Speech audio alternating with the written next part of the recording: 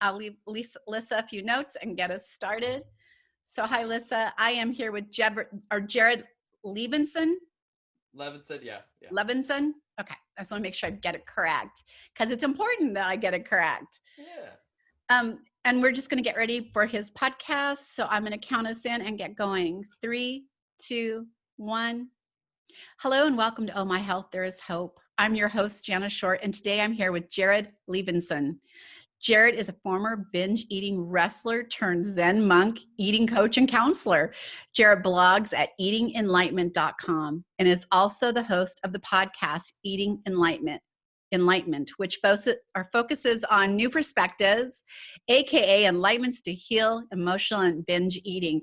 I am so glad you're here today, Jared, because after you share your story of hope, I have a ton to go over with you because this fascinates me, what you do, where you've been, and how you're showing up to serve people now. So thank you for being here. Thank you so much for having me, Jana. I'm ready to jump in with kind of my unique story. I don't know many people at all who've become Zen monks who've lived for a while at a Zen monastery. So, yeah, I feel like that's such an important part of my story. And it's related to my message of hope to get things rolling. Well, good, because I don't know anyone. You're my first. So I would definitely love it if you want to just jump in and share your story of hope and like how you showed up today as you are. Yeah, I remember in college studying economics and feeling like totally not belonging in my college, totally feeling like this hole in my heart. And sometimes I share a blog article with people where it's like in 2011, 2010, I was like, if I said it effing sucks to be alone. Like, God dang it. Like, feels like my analogy back then was that you're trying to swim with others, but you have iron shackles on your ankles. And so you're following behind. And um, I met a Zen priest, a Zen guy, and he was blind. And so he wanted me to come over to his house, and I began to make a friendship with him and I would go over to him, he'd pay me to clean his house because he was blind. And so I start making a friend. I think that's where this whole healing, a message of hope, I think that's where it all starts. You get a friend and someone who's been through some struggles, and they can kind of, be there for you and kind of nudge you in the right direction. So he kind of nudged me in the right direction. I was in the Zen monastery for a year as I felt he gave me some great advice to not become a monk for your life. He said, do it for 1 or 2 years so you get grounded, so you learn more about who you are. But he said, he said like there's a bunch of crap, there's a bunch of hierarchy, there's a bunch of politics in the monastery when you stay too long.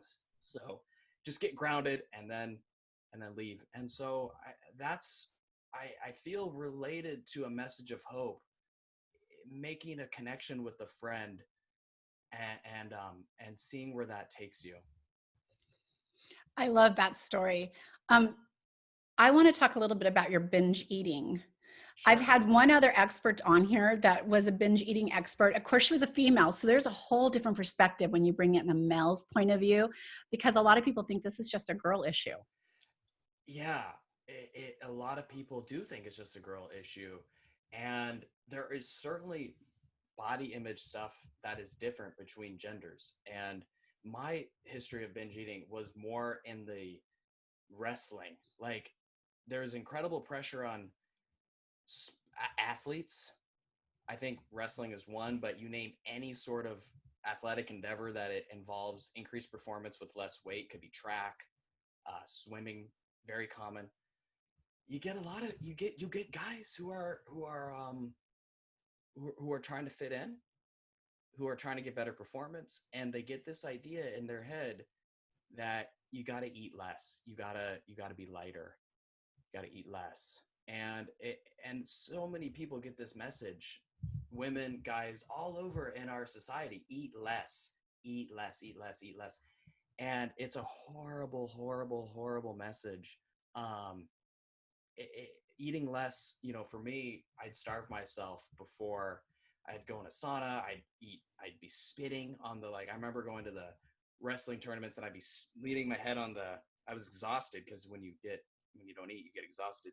But I'd lean my head on the bench and I'd be spitting, because spitting is a quick way to lose weight.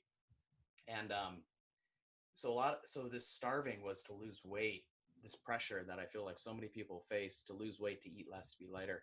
It doesn't work.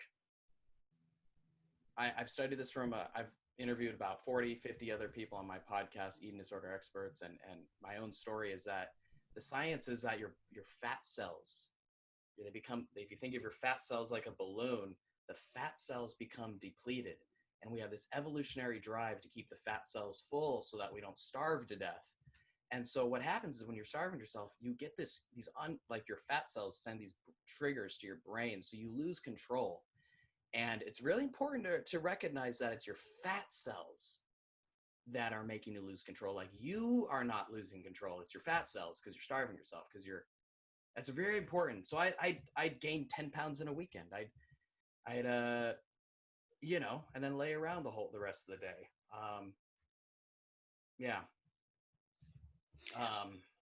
Stuff like that. And I didn't know it was a problem. I don't think many people know it's a problem. They know it's a problem, but not something that they should get help for. It's something that isn't talked about. But I feel like this phenomenon of eating less, losing control, and overeating is like everywhere. Well, I'm going to just touch on the wrestling a little bit, because wrestling, Sure. I think, is one of the worst, because you weigh in right before you compete and you have to be in a certain bracket. And I've gone to my grandchildren's wrestling competitions, and there's people throwing up. There's other kids, like, their parents are shoving food in their face because they want to go up to the next level. And I have to walk away because I don't know. It's craziness.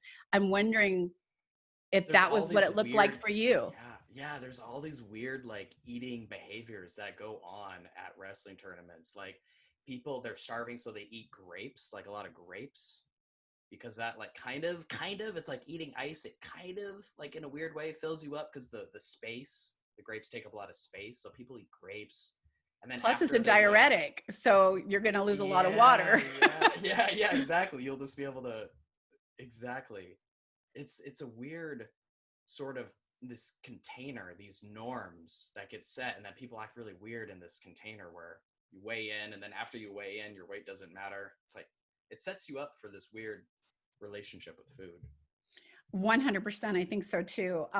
But again, how do you control it? It's crazy that parents are allowing their kids to do this, or that they have those limitations to, you have to be at this certain weight to wrestle here, instead of maybe an age bracket or something. Yeah, I know. How do you control it? It's a complex question. There's probably no easy answer when there's no real easy answer. I mean, the way you got to educate yourself. Like, this isn't healthy. The way to control it is to understand the cycle that's happening, and to see so clearly that this is harming me. This is harming me. Seeing very clearly, like, my eating patterns, whether it's starving myself and then overeating, or just starving myself, either way, it's harming me, and it doesn't lead to better performance. In the case of athletes and wrestlers, it really doesn't lead to better performance.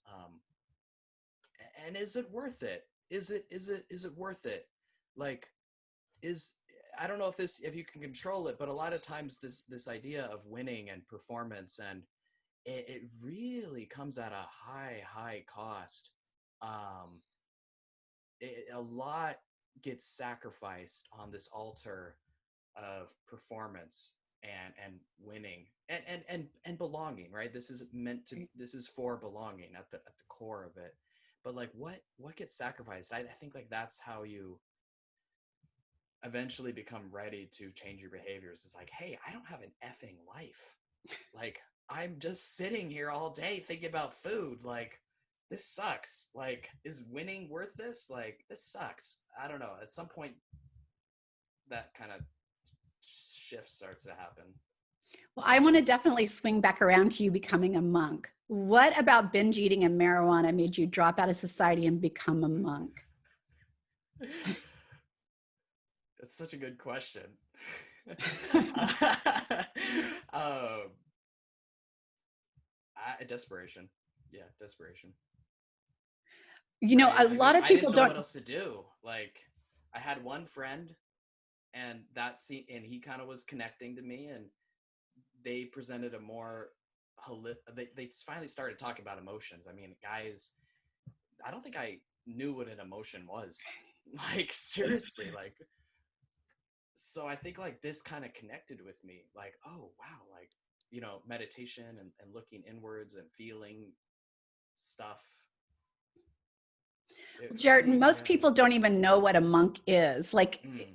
I mean, they don't. They know that they're spiritual and they know that, some of them take vows of silence and they're very disciplined in what they believe in. But exactly what is a monk? Great question. Yeah, I think those are the stereotypical images. And in the West, I guess we're doing it a little bit differently. Uh, you can talk, you can read books, you can eat meat, you can have a wife. I think that's at least where I was at Tasahara in California. Zen is being westernized. It wasn't as extreme, but we still woke up very early in the morning, would meditate for in silence for a couple hours, and we chant. And then we had this thing called mindful like living, mindful work, where you clean mindfully, you cook, you chop your vegetables in silence, and you're the whole atmosphere, the whole way of life is to try to be present in every moment, and to not let your judgment, these judgments come in, and to really stay connected to the present moment, and trying to not just do that on the cushion, but to make that a continuous thread that uh, what became more and more like who you were. Yeah. So oddly enough, I hear those exact words coming from people I interview that talk about having near-death experiences where they were given a very bad diagnosis or they almost passed and it changed their life because they understood how important being in that moment was. And it took them almost dying to appreciate the moments that they had. Yeah. I've never had a near death experience. Have you? I have. Did you kind of get that feeling afterwards? 100%. Like now I'm focused in the moment. I like my whole life changed because I realized the precious gift that I was given of life. And I don't want to miss any of it. And you miss it. Like when you're raising kids, you're the chauffeur and the chef and the laundry person and the referee and the teacher. Like you have all these hats on, you forget like that there's this beautiful Uh, moment going on while you're in all this chaos and you're missing it all because you're in all this chaos. And now it's like everything in super slow-mo around me. And I'm hmm, really in that moment. hmm. Yeah, that moment is kind of all we got in some ways, and it yeah, think life kind of passes by real fast. I felt like that in college, where I was just things were flying by, and I don't know, it just was flying by. And I think it's much different situations, but the present moment is just, it's there, and it's always there. So what is your most healing aspect from living as a monk? Like has that healed you? Yeah, it's a I it gave me some it got me into counseling. Honestly, it got me into therapy. There's like, that was huge, because up there's a lot of people who are massage therapists, a lot of health minded people and wellness people, and a lot of therapists are up there. So I got into therapy, like, quite frankly. um yeah, that was huge. I'd like to say that the monastery was like, and the monastery was this amazing experience, right? I kind of, when you grow up like an agnostic atheist, and there's no sense of community, or there's no this there's it's just science, right? It's just science. It's just very dry. There's We humans need this connection to something greater. And I think, why I got this Buddha behind me and so forth, it finally awakened like my spiritual side. Like, I didn't know I was spiritual. I didn't know that there was this big part of me that nowadays is like part of my core identity, like being a spiritual dude, uh, it kind of awakened a different part of me, you know, a softer side of me. Um, yeah, a softer side that I think guys especially, but I think women too, we aren't really taught to access that softer side, you know? we, And it's we so don't get a lot important. of we don't get a lot of men on this show. And so I'm so grateful that you're here and you're being so authentic and talking about that. Yeah, you had to get in counseling, because a lot of men, even when they start getting in touch with that, and even if they Yeah. do go to counseling, they don't want to ever say, I needed help. I Mm, needed someone to walk me through this. And I love mm. that you're being authentic and Oh you're yeah. sharing that. Oh, totally. Oh man, like it's been such life changing. Like, I don't, you know, we like to pretend we can do it on our own, and it's important. Like, don't get me wrong. I got somewhere around here, I got a How to Think and Grow Rich book. You know, I don't know. Like, I believe in individualism too. Like, don't get me wrong. Like, hard work, effectiveness, blah, blah, blah. You name it. I agree with it. Weightlifting, whatever, masculine stuff. I don't know. I'm down. I'm on board with it. But yin and yang, right? Like, Mhm. yin and yang. I've been in, you know, being in therapy over the past, what, close to coming up, oh, I don't know, at least 6 years, 5 years, something like that, 6 years, 7 years. That's a lot of money invested.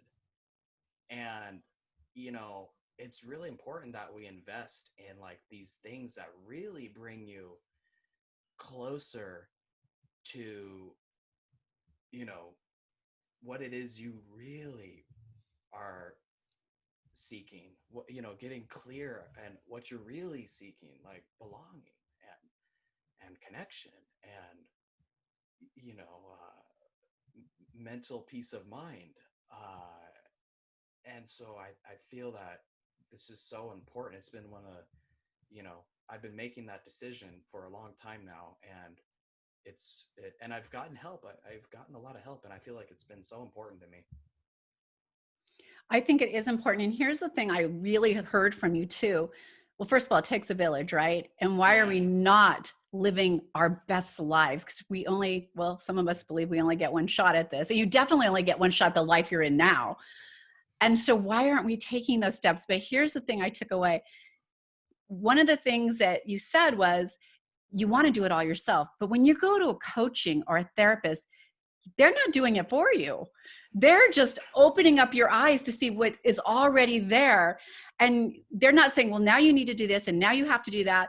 It's not like that at all. They just have you see what's there. They open up your eyes in a safe space to recognize what might be holding you back or what might be moving you in the wrong direction. And it's, you still have control. You make the Mm-hmm. choices about Mm-hmm. where you want to go.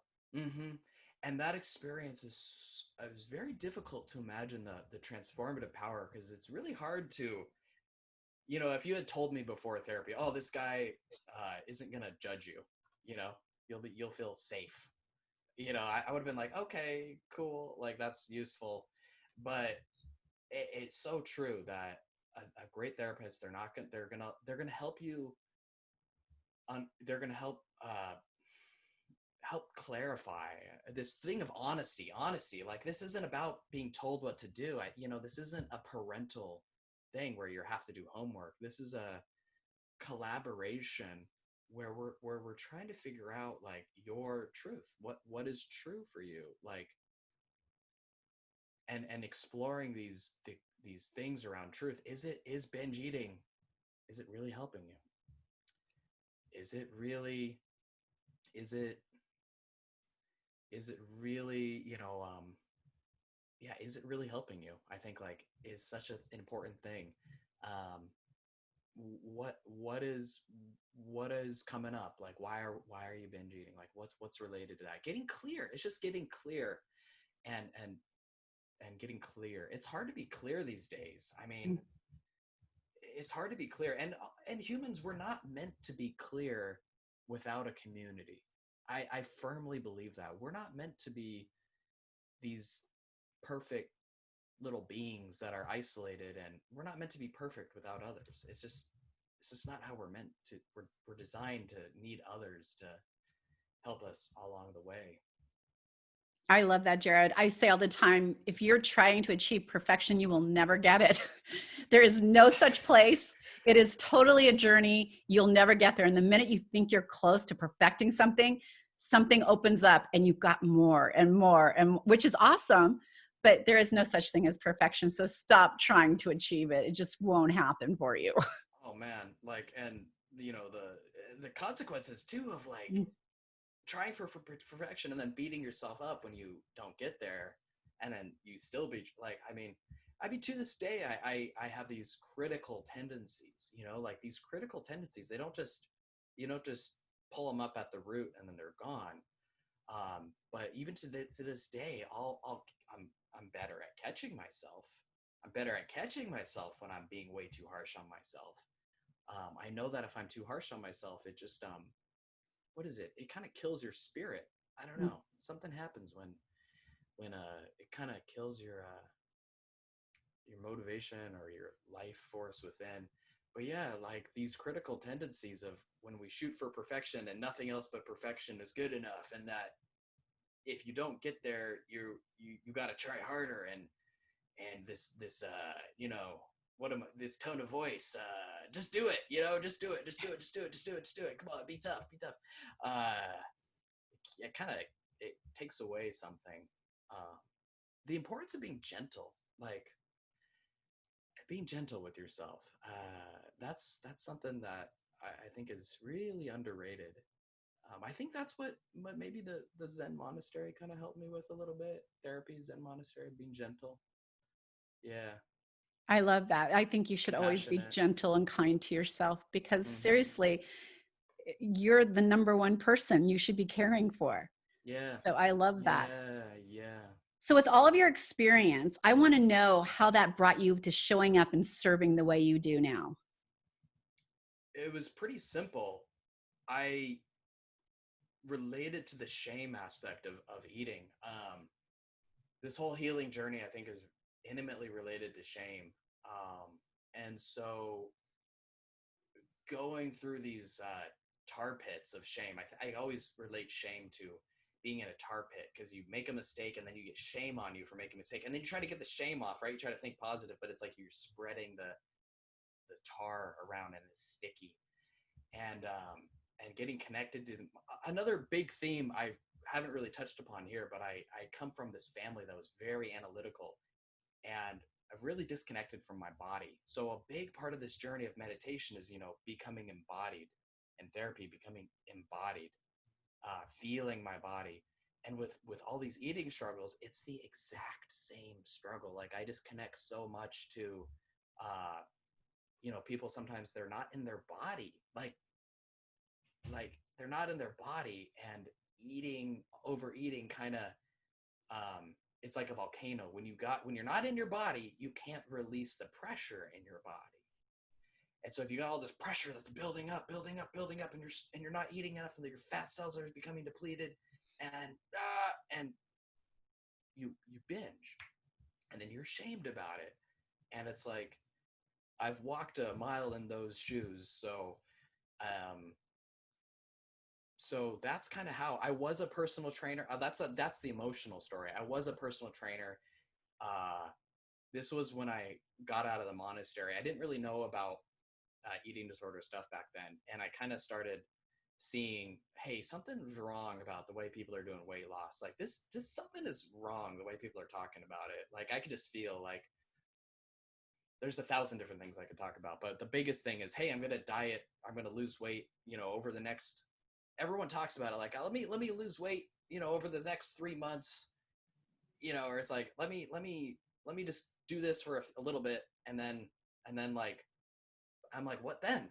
What then? Like, what then? So I felt this, that restrictive, just do it, just do it, just do it. I felt that in the weight training, and then I get into counseling school, and I start realizing, hey, there's like, this is probably eating disorder related, and then, I kind of put two and two together and start finding my way. I love that.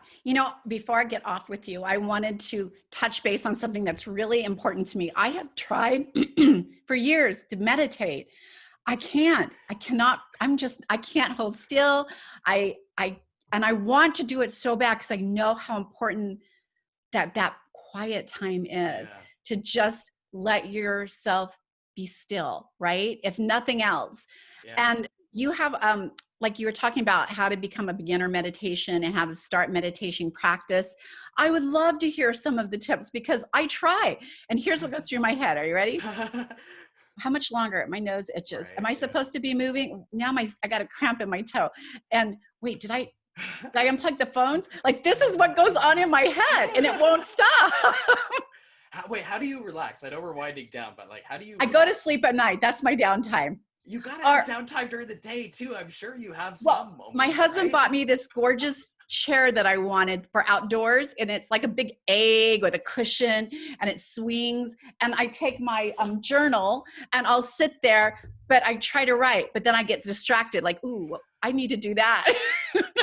That's good enough. That's good enough. I swear, like that's good enough. But I want to master, because I feel like meditation, I'm telling you, will change the world. It will change us as individuals, and the energy that goes out into the world is unbelievable, the ripple effect it causes. But I cannot quiet myself enough to do it. And I would love some tips on how to get started.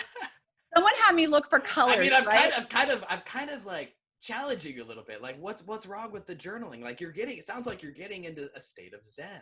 You go outside, you're laying on your chair, you got your journal. You're Here's my cultivating journal a. book. Ready? Are you ready? Nothing. Nothing. Nothing. You're going outside. You're getting into a state of Zen.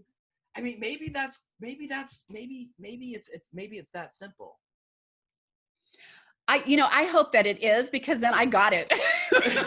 Yeah, yeah, coming back to some sort of, however you do it. But it sounds like when you go outside, whatever the word is, peace, safety, a little bit of relaxation, like getting some of that during your day is like, I think that's really important because we got to calm down our nervous system. If your nervous system is just go, go, go, go, go, you will burn out, Oh, yeah. right? Like, It leads to illnesses. Like, there's just so much that you yeah, don't understand, that if you can't quiet the mind, quiet the body, you'll live a shorter yeah. life. You'll live a shorter life. Yeah. And it doesn't need to be this crazy thing. Yeah. I You know picture what I mean? You know what I mean? meditating Like with kind of getting someone with their uncomfortable. legs crossed and their fingers up and and I cannot do that. Yeah. Yeah. I mean, I, yeah, there is that. But I mean, yeah, there is that. It's great or whatever. But I mean, but yeah, there is that. You know what I'm trying to say though. I do. Yeah. I do. It's a process, right? Yeah. There's no such thing as perfection. Yeah. So, Sometimes I'd like to say Olympic athletes, right? Like, yeah, they can, dunk and they can, do 1,000 push-ups. Do you need to do 1,000 push-ups to be healthy and, have the, you don't need that. So, but you do need a little bit of, I got to get a little stress relief. It has to be not something that is waited until the weekend, not something that you wait until vacation, but this mindset that a few, peace of mind throughout the day. And this will, I mean, many researchers have shown that if you take some breaks during the day, your productivity will go up. Like overall, it'll help you a lot. So I think that's 100%, I so believe that. important. Yeah. I literally book it in my calendar. If I have a busy book day, I'll book 15-minute blocks in there to get up, walk, take a couple breaths, Love it. and then come back and sit, because otherwise you find yourself like curling into your desk, your posture Yeah. starts, you're not doing deep breathing, you're feeling exhausted, and it's just a lot. Yeah. It is a lot. Yeah. Yeah. And it doesn't feel good. No. Like, right? Yeah. Well, I think you are fascinating. I love your energy. I'm Thank so you. glad we were able to feature you on the podcast. Where can people find you? Yeah. Well, if you're listening to podcasts, you could listen to Eating Enlightenment as Mhm. well. That'd be cool. Eatingenlightenment.com. There's a binge eating quiz on there. kind of evaluates if you have binge eating. I just took the clinical criteria that's used in like for the clinical book, whatever, that's used for insurance, and asked the 13 questions that show if you have binge eating disorder. So that's how you can learn more about eating disorders, binge eating, emotional eating. That's at eatingenlightenment.com. Well, we're definitely going to have all of those links in our show notes from Jared, because I would strongly recommend you connect with this incredible guy. And if you are not suffering from binge eating, that doesn't mean that you're maybe not suffering from correct eating, because there's a lot of incorrect eating going, no shame, but we're in a fast, quick world, right? So grab fast instead of preparing ahead of time. And let me tell you, losing my stomach created a whole different eating program for me that I was forced into. But I realize now that this is a much simpler life than when I had free will to do whatever I wanted. Thank you so much too for, I can feel the presence that you bring to your podcast. And so I'm already just kind of feeling this, your poise and how your direction and flow. I could say that I'm learning a lot just by being interviewed by you. So thank you for kind of showing me the way in a little bit. Yeah. Well, thank you, Jared. Thank you so much for being on the show. Yeah, cool.